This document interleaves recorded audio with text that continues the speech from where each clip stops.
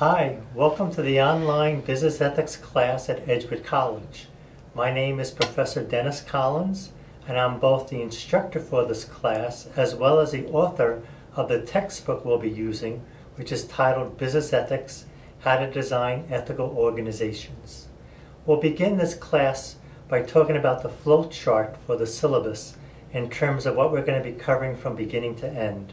And then we'll talk about the assignments that are going to be due this semester. In terms of the flow chart, we're going to be covering from Chapter 1 in the textbook to Chapter 12. Chapter 1 is all about human nature. Organizations are communities of people. Every person is tremendously different from one another.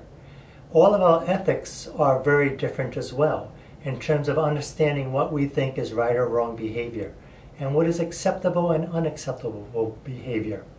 So Chapter 1 looks at human nature, and it looks at human nature in the workplace setting, in terms of people cheating at work, lying at work, being very good at work, and helping co-workers at work. Chapter 2 takes a long-term historical perspective in terms of ethics. A lot of times people think that society is getting worse and worse as we evolve, when indeed just the opposite is true. There have always been ethical problems throughout life and throughout the history of the world. Chapter 2 focuses primarily on capitalism and its onset.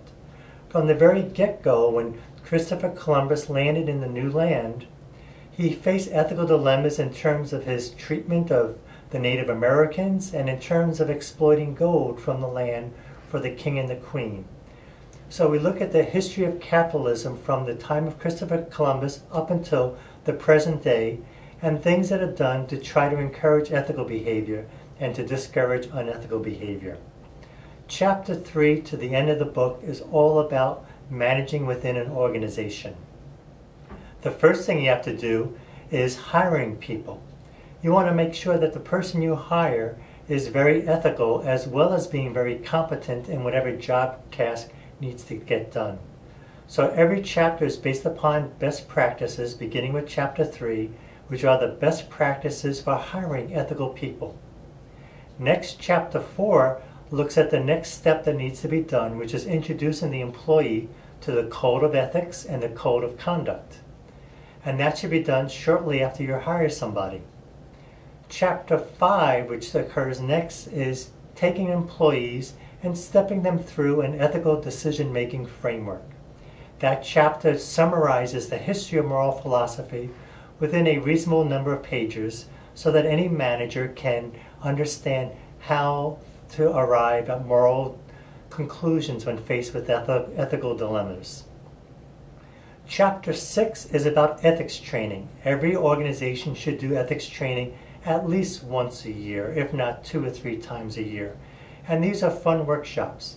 So Chapter 6 is all about my favorite 10 ethical training workshops. Next is Chapter 7, which is all about diversity. Every community of people consists of very diverse human beings.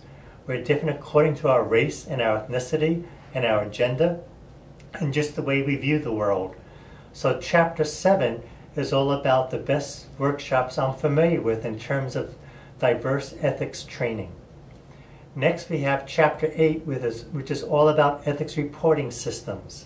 Oftentimes people observe ethical problems, but they don't say anything about it because they're super sensitive about not hurting anybody's feelings, or they don't know if they're in a position to do anything about it.